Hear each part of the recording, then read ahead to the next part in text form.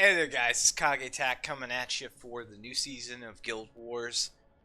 Essentially, how things are going here, what is really the main differences, and well, of course, as you can see, overall where we placed for day one. I mean, I don't even think we placed this high during the Cadia Guards incident of like season 2, so huge difference. So essentially, because of the changes with the rarity caps, we all moved up. We moved to Battlefield 2.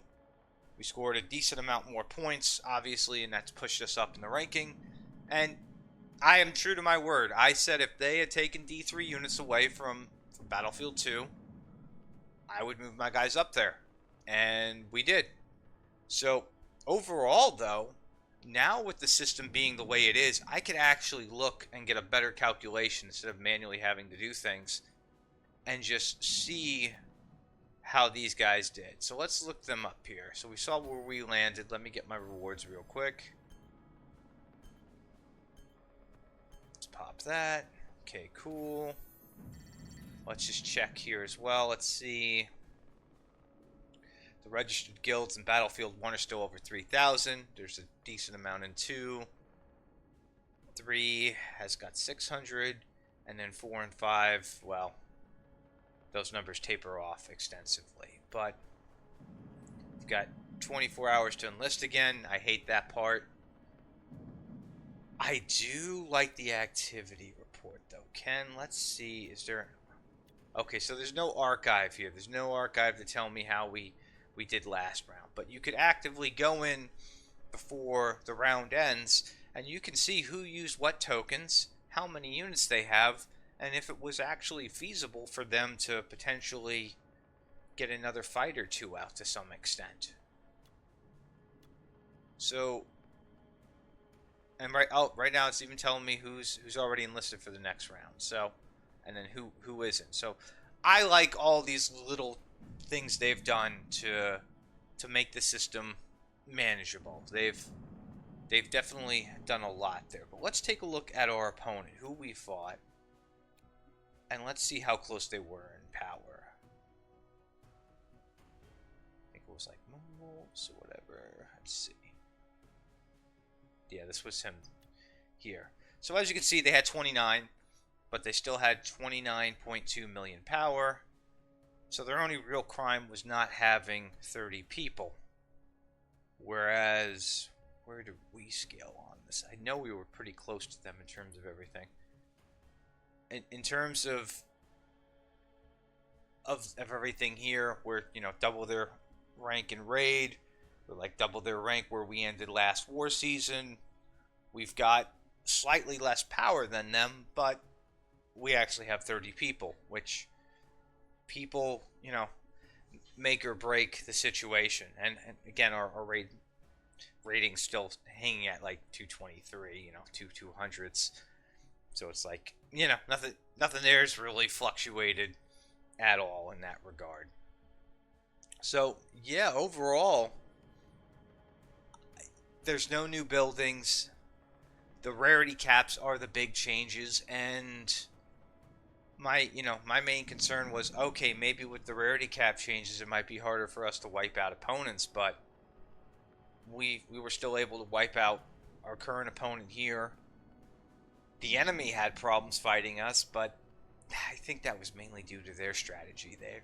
Their approach was different, to say the least, and it ended poorly for them. I don't even think they took down the med bay, and they still had a considerable amount of tokens left. But yeah, you're now going to be able to tell as a guild who's actually contributing to the fights, who's actually doing them, and who's just kind of collecting the win-loss reward for the day and just wait for another one to drop, which some guilds may be like, it is what it is, I'm just happy you do raids, and other guilds may be like, you're going to have to go somewhere else because we need people to actually fight in these wars because we want to get the currency and we want to win. I can't blame them either way, because for some people, the rewards in the shops aren't really rewarding, and for other people like myself, there are things in the shop I can use, and I I buy on the daily. Like, I got the free book and I bought the little Aerotech thing because I don't have the campaign.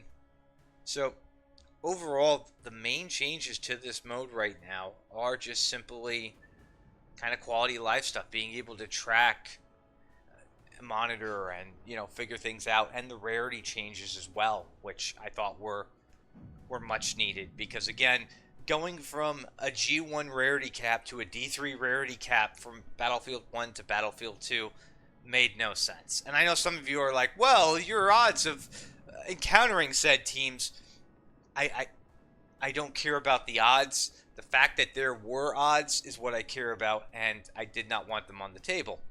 And once they were removed from the table, I wholeheartedly moved up my team to the next ranking. I know some people are out there really crazy and delusional, like, you guys should be in Battlefield 4. And you should go for yourself, is what I say to you.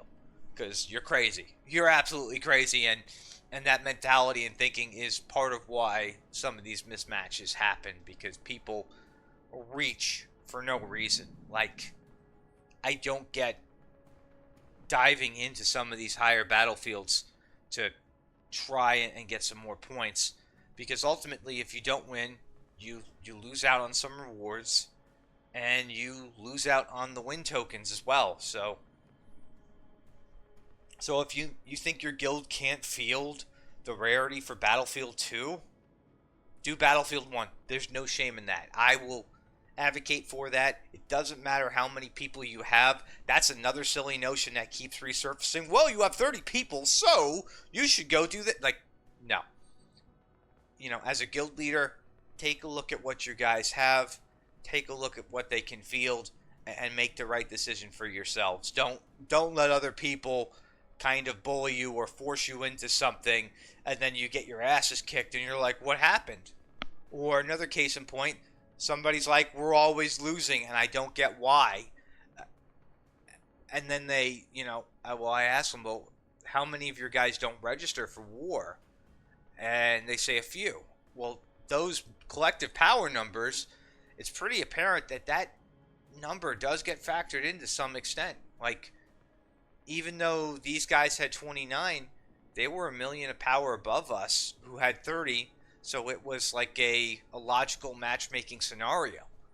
And, well, even if they had the extra person, they still would have lost. I mean, their strategy was not great. The 10 tokens and 5 additional defenses wasn't going to change the point variance here to where they were 1. It would have helped them a little bit more, but I don't know. I feel like to some extent, I can't tell if they need to do something with the matchmaking to work on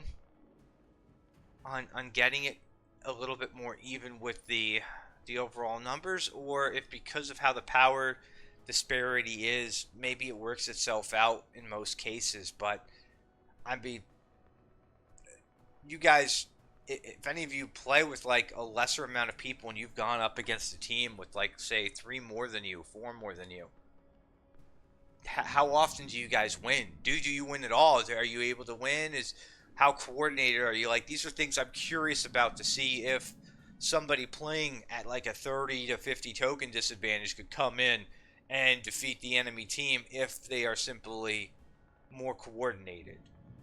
So, I mean, that is something to consider here. But overall, I do like what they did with the lower end mode. I'm a little confused on like Battlefield 4, why they changed that up for veterans, because they've essentially made it to where if you want to play with all your toys, you have to go to Battlefield 5. And some people don't want to do that because, well, there is absolute death and despair waiting for them. They have no chance to beat some of these guilds. And they were hoping to, kind of maintain status quo with 4. But I don't know. I don't know too much about the top end. I just know some people aren't happy about that. And I don't know if they need to, like, make another level so they can have some cushioning for, like, the extreme at level, let's say, 6.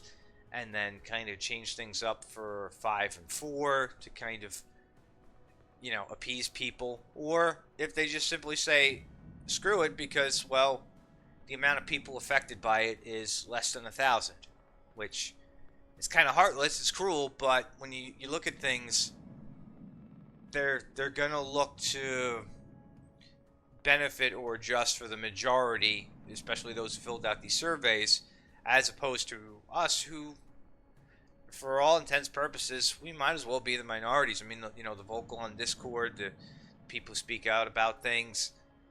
I mean, majority of people are just going to be happy and they're going to just play games. It's like you wonder who the hell is spending $130 on an Ubisoft game to get all the features.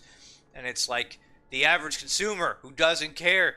Here, take my money. I'll go play this Assassin's Creed slop number 17 and just be happy. It's just how it is. So, overall, I'm pretty happy with these changes. I was able to even reach out to some of my members and be like, hey, you still got some tokens left? We got 4 hours on the clock. Just want to make sure you get these done. So I have more control over the mode, and I was able to push my guys and also get an accurate count of where our how low token wise could we realistically go before we're like, well, that's the last attack we can do. So those are things I'm happy about.